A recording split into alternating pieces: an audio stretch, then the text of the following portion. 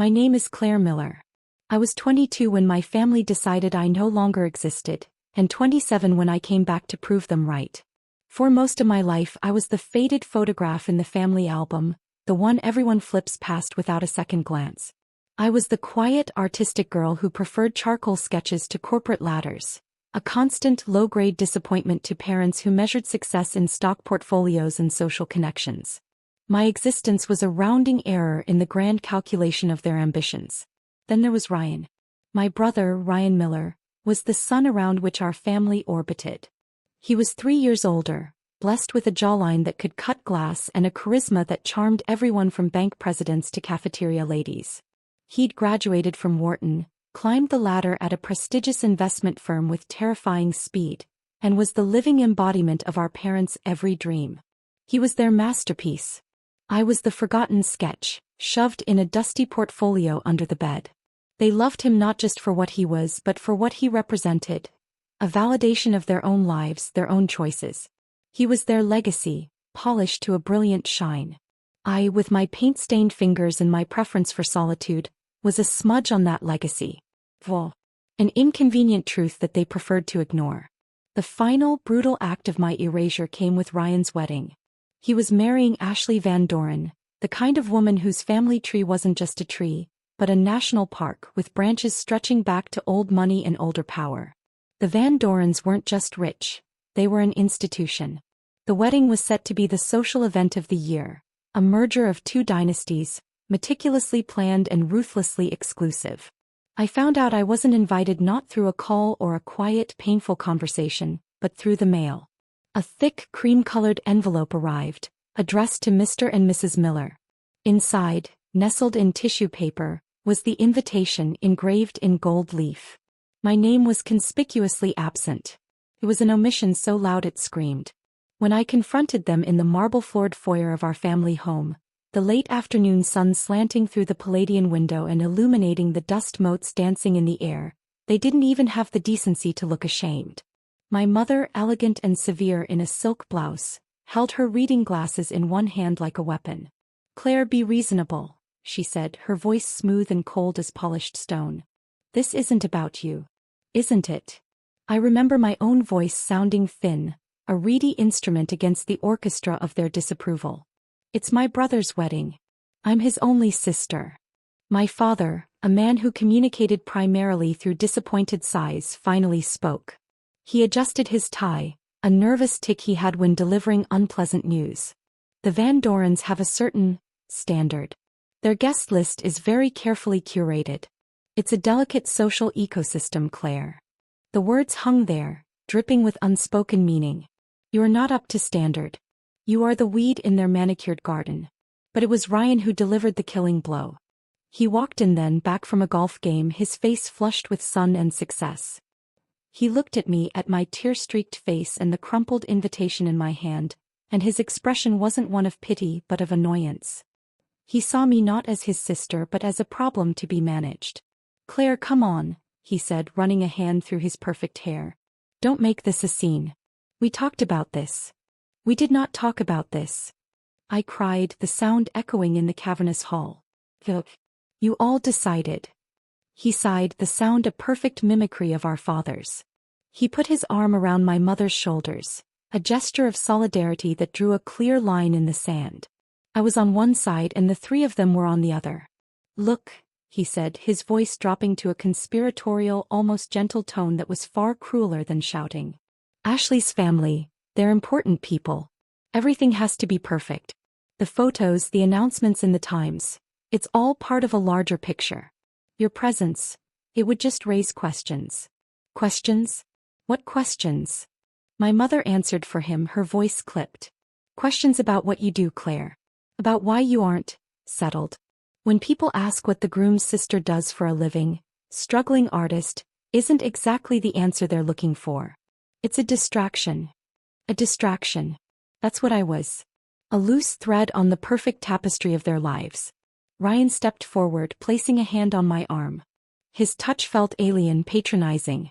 "It's not personal," he said, as if that would somehow soothe the wound he was carving into me. "It's just business. It's strategy. Your being there would ruin the celebration, okay? It would introduce a variable we can't control.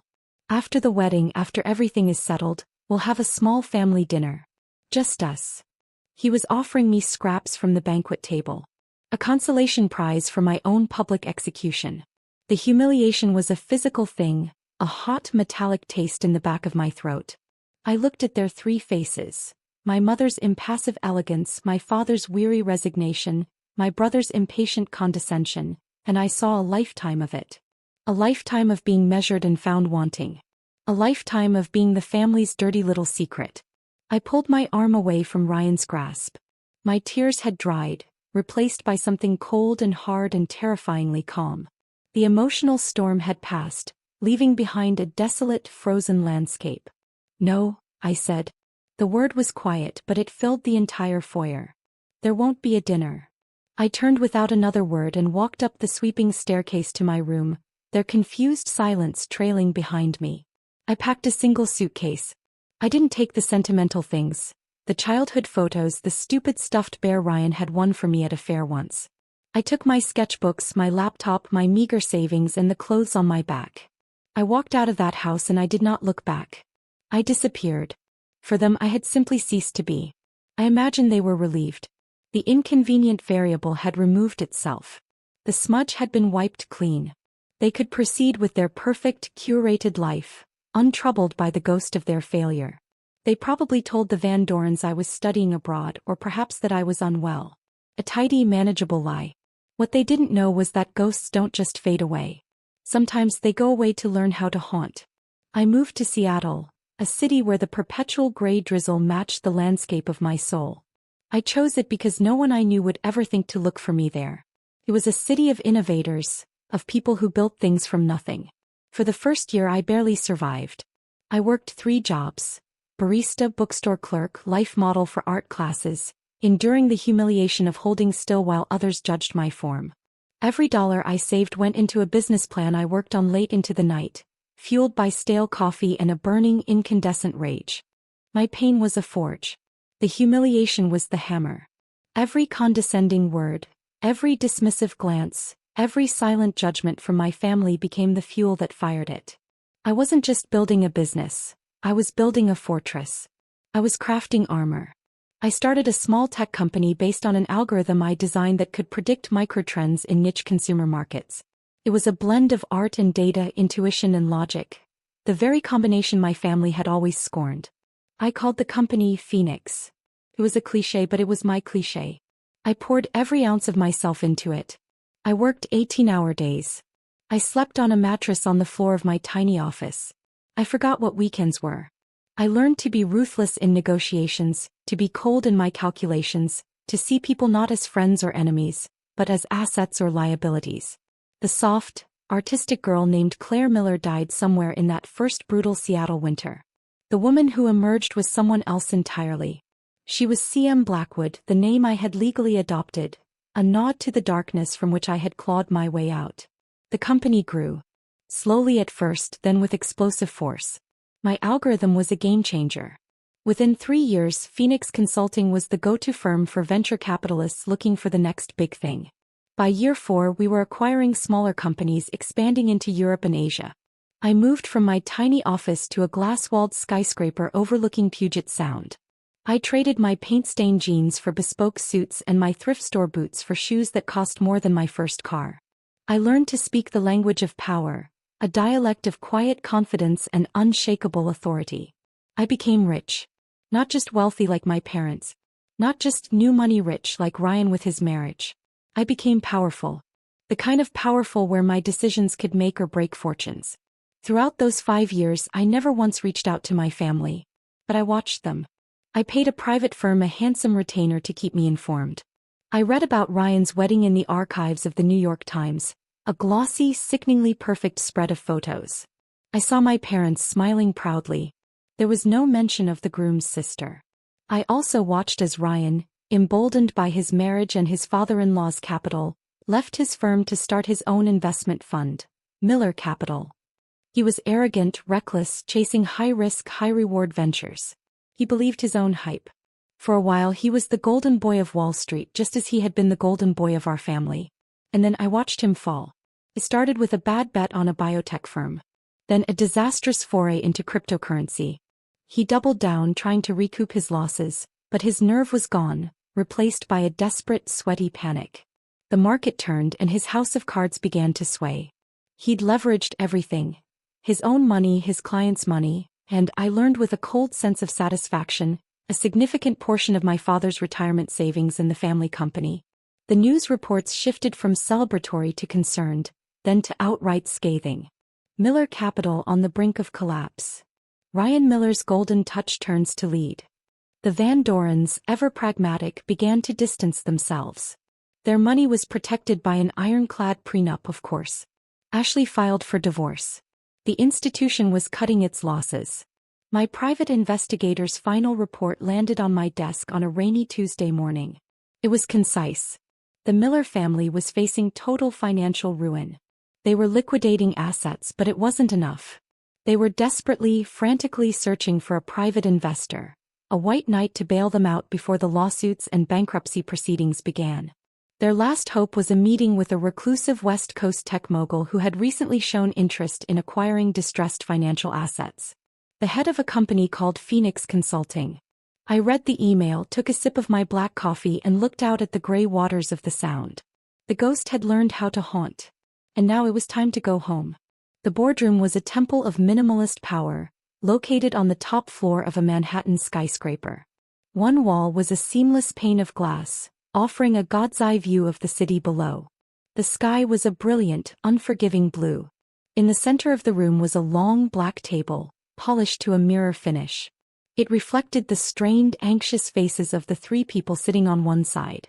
My father looked 10 years older than the last time I'd seen him. His suit, once impeccably tailored, seemed to hang off his diminished frame. His face was pale, etched with lines of sleeplessness and fear. My mother sat ramrod straight, her knuckles white as she clutched a leather portfolio. The mask of icy composure was still there, but it was cracking at the edges. I could see the tremor in her hand, the faint tick at the corner of her eye. And Ryan, my brother, the Sun King, was a shadow of his former self. His golden tan was gone, replaced by a pasty, unhealthy pallor. His expensive suit was wrinkled, his tie slightly askew. He stared at the empty chair at the head of the table with a desperate, hunted look in his eyes. He looked like a man standing on a gallows, waiting for the hangman. They were here to beg, to plead for their survival from a stranger. I let them wait. Punctuality is a sign of respect, and I had none to give. 10 minutes past the scheduled time, I made my entrance. I didn't walk in alone. I was flanked by my two top associates. David, my sharp pit bull of a lawyer, and Anna, my CFO, a woman who could dissect a balance sheet with surgical precision. They were my armor and my weapons. The door swung open silently. I paused for a moment in the doorway, letting the scene imprint itself in my mind. 3 broken people reflected in a black mirror. I was dressed in a dark gray suit of severe, architectural cut. My hair, once long and untamed, was pulled back in a sleek, severe chignon. My face, I knew, was a mask of cool neutrality. The only color on me was the slash of deep red lipstick on my mouth. They all looked up as I entered. For a split second there was just confusion. They were expecting a man, perhaps. Some Silicon Valley billionaire in a hoodie. They saw a woman, tall and composed, walking with a confidence that bordered on arrogance. Then recognition dawned. It happened first in my father's eyes. A flicker of disbelief, then a wave of dawning horror that made him physically recoil. My mother's jaw went slack, the sound of her sharp intake of breath loud in the silent room. And Ryan. His face went completely white as if he'd seen a specter. The ghost of his forgotten sister, clad in couture and radiating a power he had never known. I walked to the head of the table without a word and took my seat. David and Anna sat on either side of me, opening their own laptops, their movements crisp and efficient. The silence stretched, thick and suffocating. I placed my hands on the table, my nails immaculate. I looked directly at Ryan. "Mr. Miller," I said, my voice low and even, utterly devoid of emotion or recognition. It was the voice of CM Blackwood, not Claire. "I've read your proposal. It's ambitious." My father found his voice first, a choked, strangled sound. "Claire." I didn't look at him. My gaze remained locked on my brother. My name is Miss Blackwood, I corrected him softly. Please address me as such. This is a professional meeting. My mother made a small wounded noise. Claire, please. What is this? This, I said, finally allowing my eyes to sweep over all three of them, a slow, deliberate inspection that catalogued their desperation, is a business meeting. You are here because you are on the verge of bankruptcy. Your company is worthless, your reputation is in tatters, and you are facing a tidal wave of litigation. You have come to me as a last resort, to beg for a financial lifeline. Are we all clear on the situation? The brutal, unvarnished truth of it silenced them. Ryan swallowed hard, trying to reclaim some shred of his former authority. We had an agreement to meet with the head of Phoenix Consulting, he said, his voice raspy. You are, I replied flatly. I am the founder and CEO of Phoenix. Now your proposal.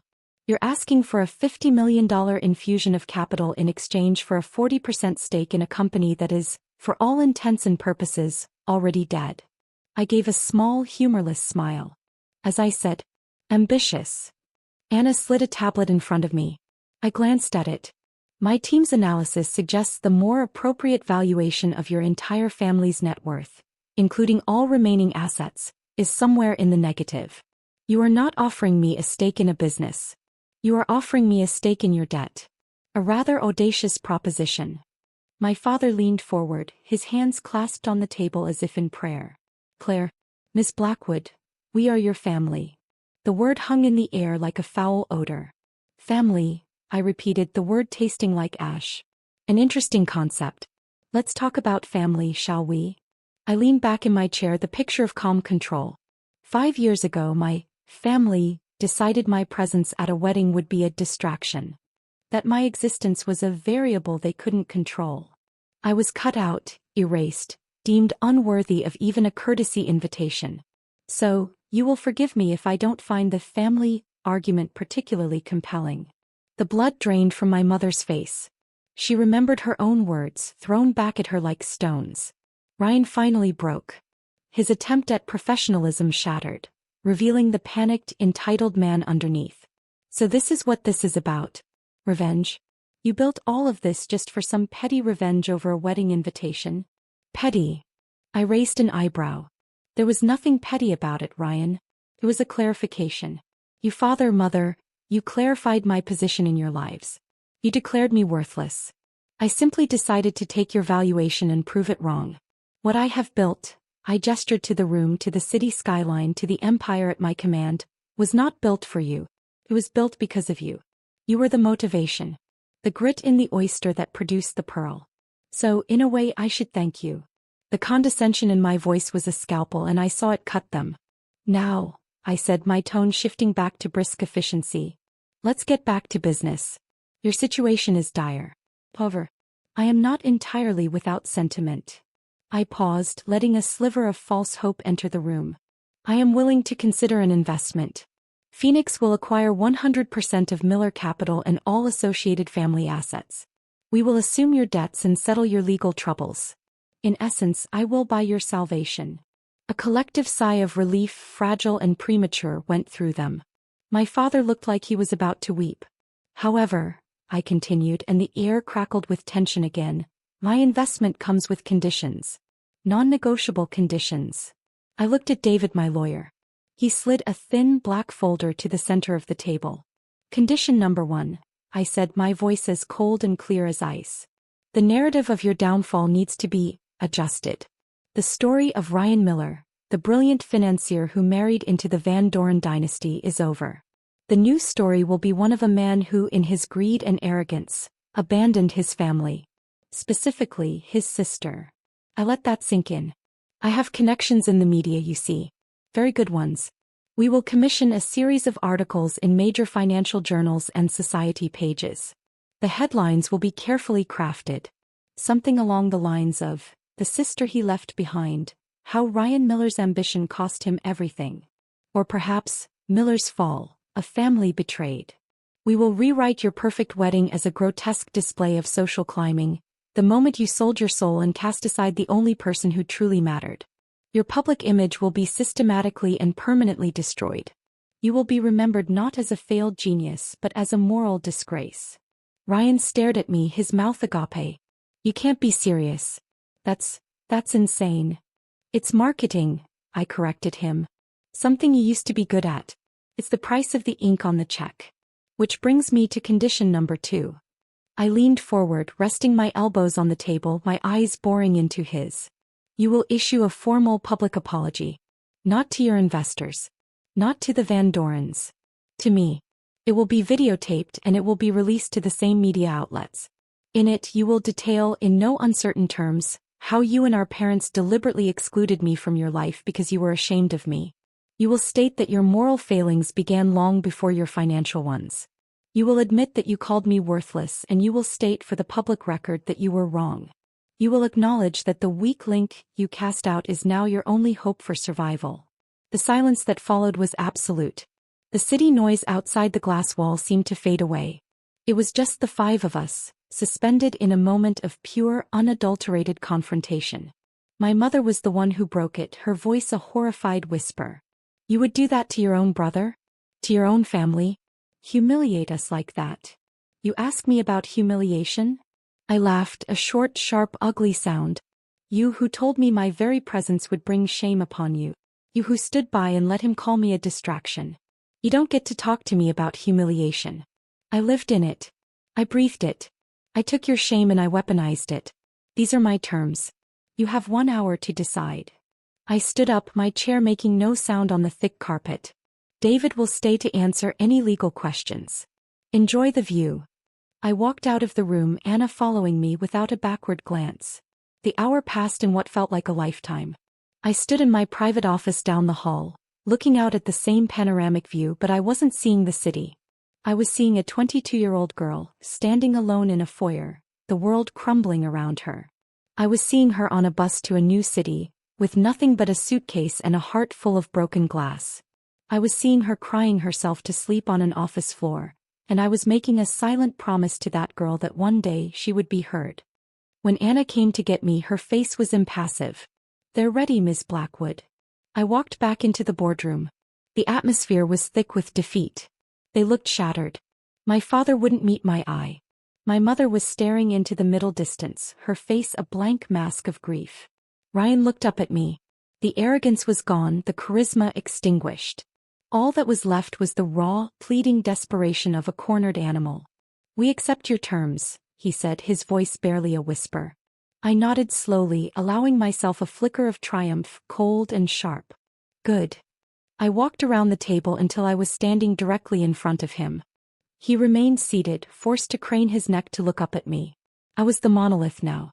He was the supplicant. There's one more thing, I said softly, my voice just for him. A postscript to the apology. He looked confused, his eyes wide with fear. What? I want you to say it now. To me. Not for the cameras, not for the public. For me. He stared at me, his breathing shallow.